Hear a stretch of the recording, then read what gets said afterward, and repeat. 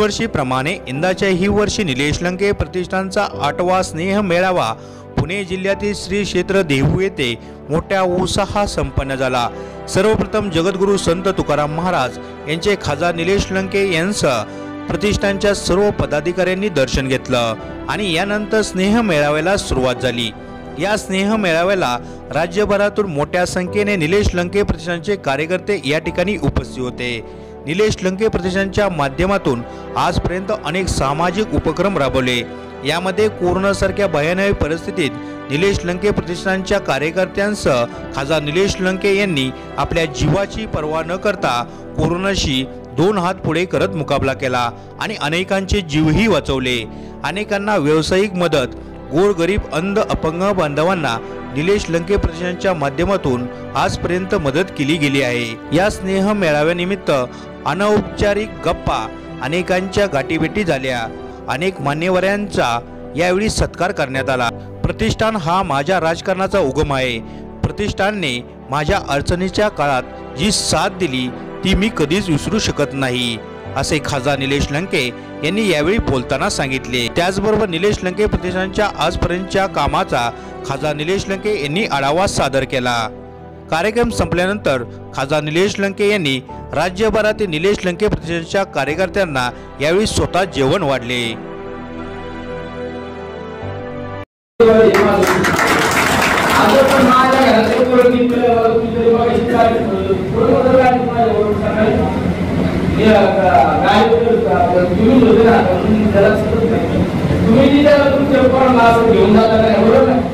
English medium शाळेतून चालू आम्ही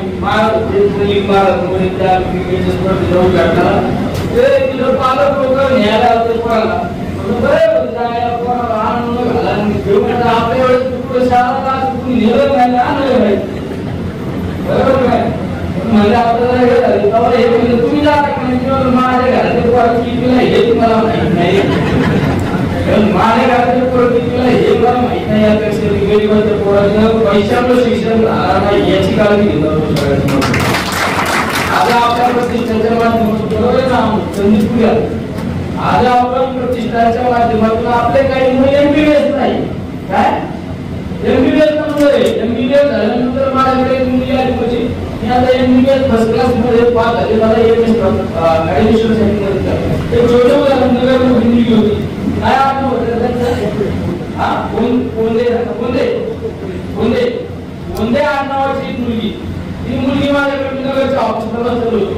ती मुलगी आणि तिचे वडील आले, मुलगी माझ्या समोर आला तर तिला माझा MBBS नंबर लागला। मला हॉस्टेलला एवढे पैसे लागतात, त्या वडीलला एवढे पैसे लागतात बरोबर ना। आणि असं काहीतरी 8,000 रुपये खर्च केली सांगितलं किती 8,000 रुपये लागले। MBBS चा नंबर लागला 8,000 रुपये नाही MBBS चा नंबर लागला म्हणजे 2-3 कोटी रुपये वाचतात ना। म्हणजे एवढे पैसे मिळाले तर पुढे आई वडील पुढे वडील लगेच मागवले, आई पण इकडे साहेब पुणेचा MBBS चा नंबर लागला 8,000 रुपये नाही तुम्ही काय करा। या मुलीच्या वडिलांनी मला सांगितलं मी या लॅब मध्ये काम आहे काय लॅब मध्ये कामाला आहे, मला 8,000 रुपये मागायचं कसं काय म्हणतो या बाबतीत खरंच तुमचा धन्यवाद।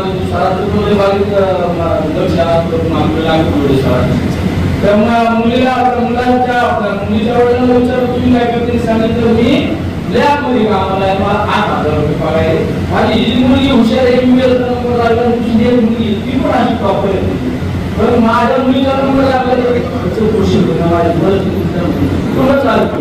तुम्ही त्या मुलीला त्या दिवशी आपण 8,000 रुपये आपण दिले, किती वर्ष दिले आपण पैसे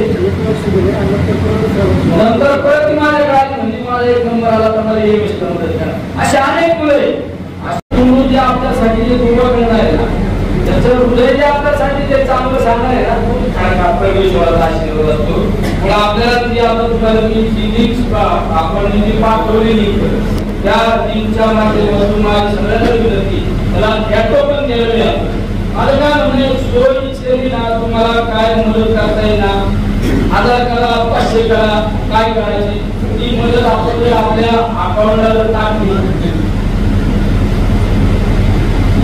आज आपण तुम्हाला तुम्ही सगळे शॉक झाले पण मला शॉक झाले बरोबर ना तुम्ही पण शॉक झाले म्हणजे माझं मुली पसंत केली. आता हे माझ्या मनात